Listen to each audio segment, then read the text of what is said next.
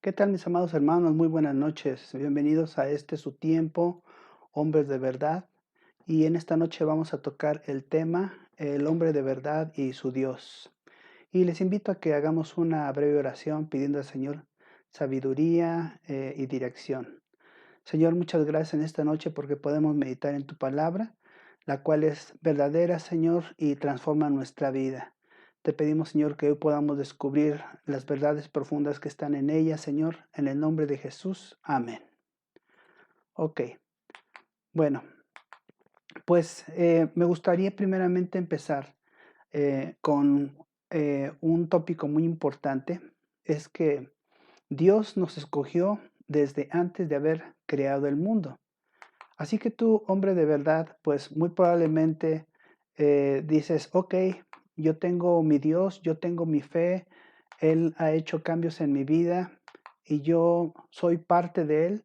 Mas, sin embargo, la primera verdad que nosotros tenemos que tener muy firme en nuestro corazón es que Él es el que nos escogió a nosotros. Aunque nosotros le podamos llamar, tú eres mi Dios, verdaderamente Él antes de que nosotros pudiéramos elegirle, Él ya nos había elegido a nosotros. Dice en Efesios 1, versículo 4, incluso antes de haber hecho el mundo, Dios nos amó y nos eligió en Cristo para que seamos santos e intachables a sus ojos. O sea que eh, a Dios no le toma nada por sorpresa y Él es tan maravilloso que aún antes de que este mundo existiera ya estábamos en sus planes. Y no solamente eso, sino desde aquel entonces nos conoció y nos amó.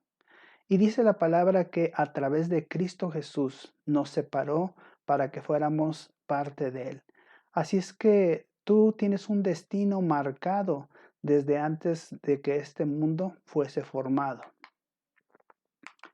Eh, Ahora, algo muy importante para nosotros como hombres de verdad es que podamos tener la capacidad de hacer cosas.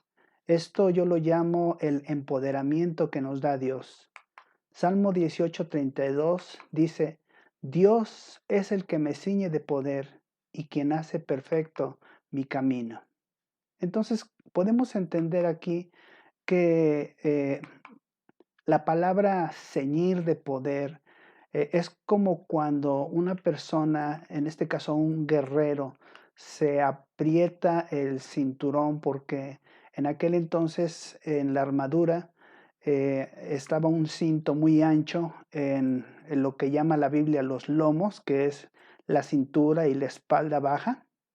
Y a través de apretarse ese cinturón, el guerrero tenía mayor fuerza para la batalla.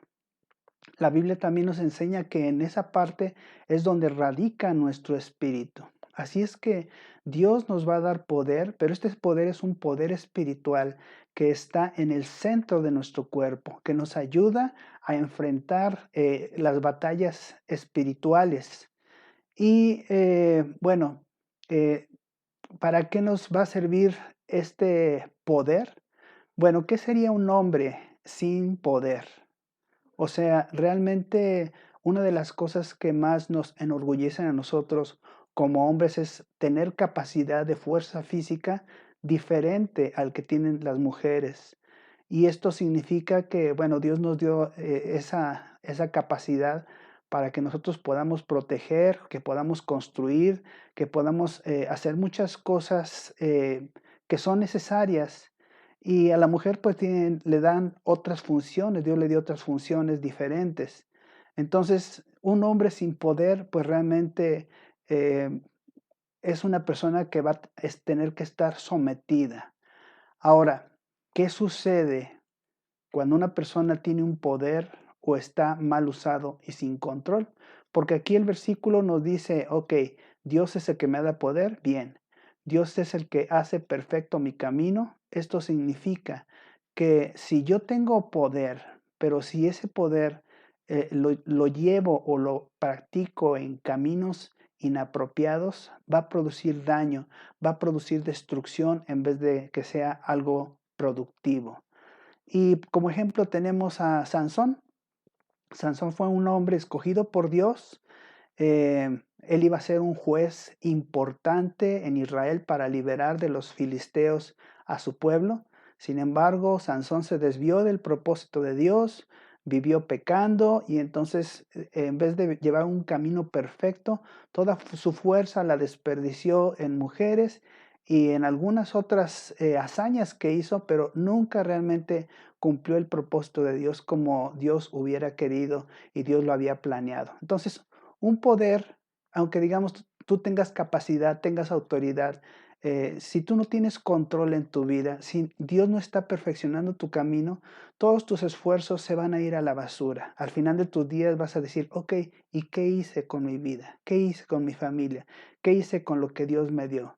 Así es que es muy importante, sí, Dios nos da el poder, pero también Dios es el que nos ayuda a dirigir ese poder de una forma correcta. También para el hombre de verdad es muy importante quién determina su futuro. Mucha gente en este mundo pues hace mil cosas para atraer la suerte. La palabra de Dios nos dice, Señor, solamente tú eres mi herencia, eres mi copa de bendición, tú proteges lo que me pertenece. En la otra versión, la Reina Valera dice, tú sustentas mi suerte. O sea que el hombre de verdad no requiere amuletos, no requiere consultar algo o alguien o descansar en tarjetas de crédito o en dinero para decir, ok, yo tengo seguridad y cualquier situación que suceda la puedo afrontar. No, el hombre de verdad tiene su confianza 100% en Dios.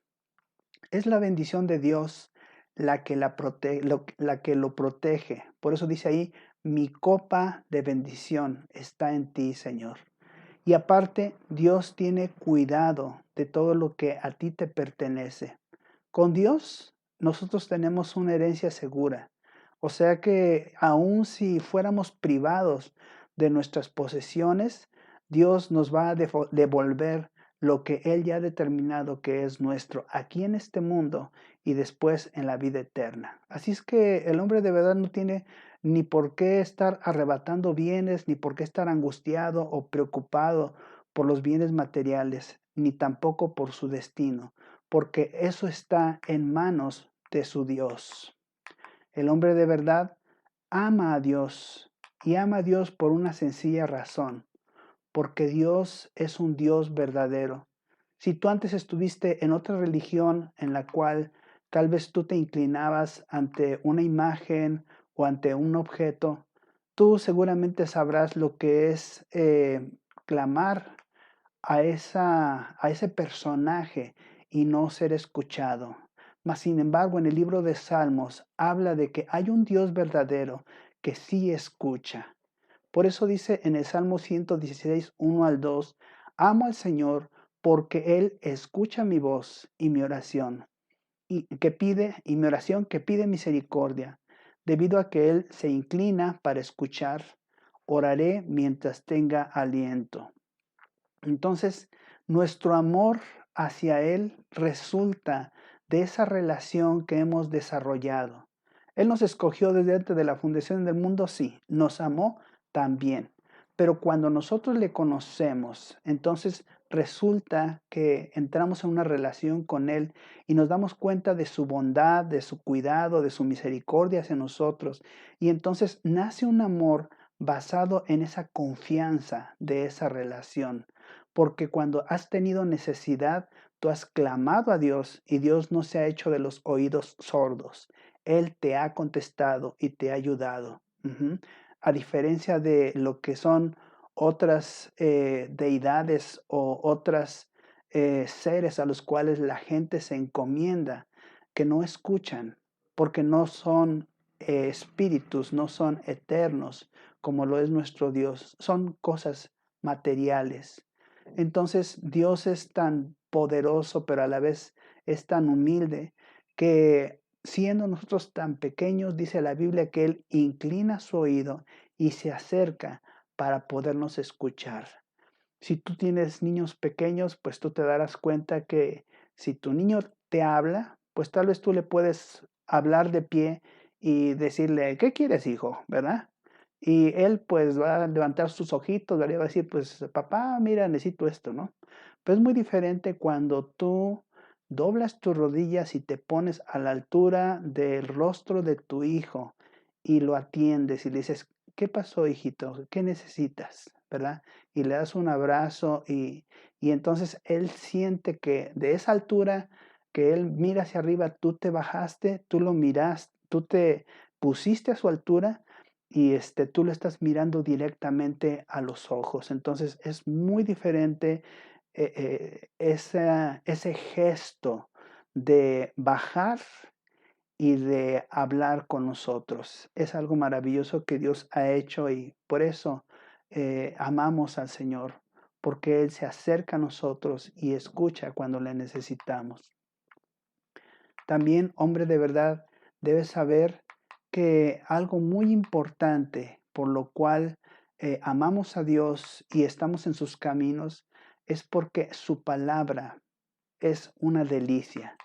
Salmo 119, 174 dice: He deseado tu salvación, oh Señor, y tu ley es mi delicia.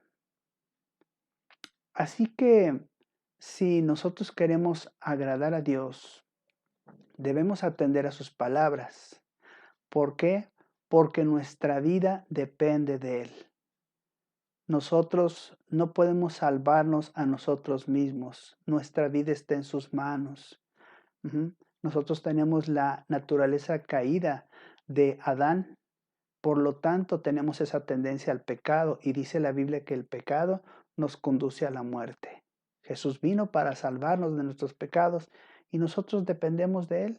Así es que, hombre de verdad, si tú te deleitas en la palabra de Dios, quiere decir que amas a Dios y si tú amas a Dios, tú le vas a obedecer y si le obedeces, permaneces en su amor y si permaneces en su amor, permaneces en su salvación. Así que no tienes nada que temer, no tenemos nada que temer, porque la palabra de nuestro Dios es nuestro alimento, es una delicia.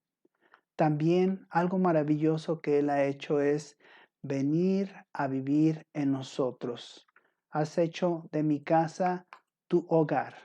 Y cuando yo digo mi casa, me estoy refiriendo a mi cuerpo, mi espíritu, alma y cuerpo, que es mi ser completo. Eh, Dios es tan bueno que no solamente se conforma con acercarse a nosotros, sino que Él desea vivir en el hombre de verdad. ¿Por qué no puede habitar en otro tipo de hombre? Porque Él es santo y Él es verdadero. Si un hombre vive en pecado, Dios se acercará a Él, pero no podrá habitar dentro de Él. ¿Y qué beneficios tiene el hecho de que Dios habite dentro de ti? Muchísimos. Es la plenitud de Dios en ti.